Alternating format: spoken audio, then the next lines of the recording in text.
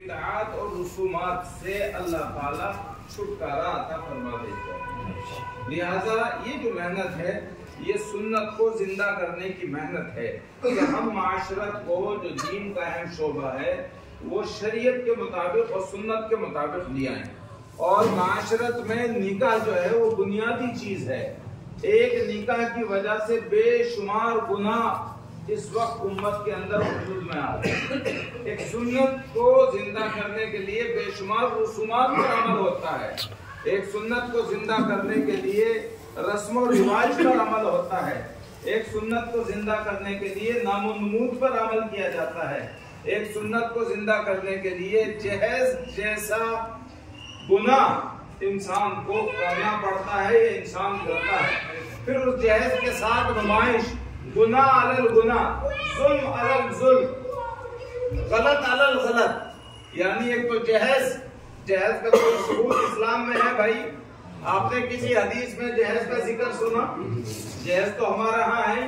نہ سگائی ہمارے ہاں ہے، نہ سمن ملاوا ہمارے ہاں ہے، نہ چھوچک ہمارے ہاں ہے، نہ دہیج ہمارے ہاں ہے، نہ بارات ہمارے ہاں ہے، اور پھر مزید اس پر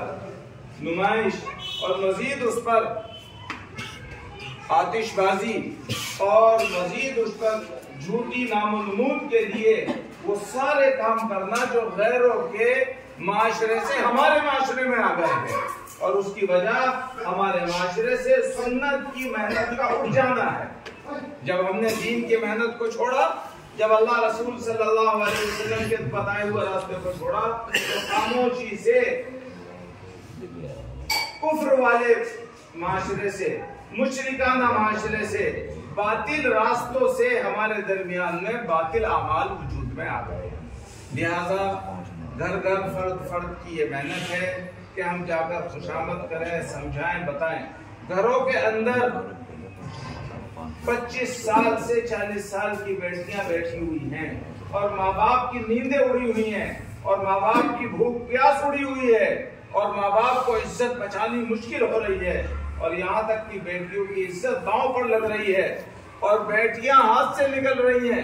غیروں کی جھولیوں میں چلی گئی بیٹیاں، اور مرتد تک ہو رہی ہیں بیٹیاں، اور ہماری بیٹیوں کو غیر کھلونوں کے طور پر استعمال کر رہے ہیں۔ اللہ ہم سب کی حفاظت فرمائے۔ لہذا یہ ایک ایسی فکر ہے جس کو ہر فرد کو لینے کی ضرورت ہے، اور پھر یہ فکروں سے ہی یہ برائی دور ہوگی۔ دیکھو، ہمیں اللہ کے نبی صلی اللہ علیہ وسلم اور حضرات صحابہ کرام اور بزرگان دین ہمیں خیر کے وجود میں لانے کے طریقے کی محنت بتا کر گئے کہ اگر تمہیں خیر کو وجود میں لانا ہے تو خیر کو گالی نہیں دینی،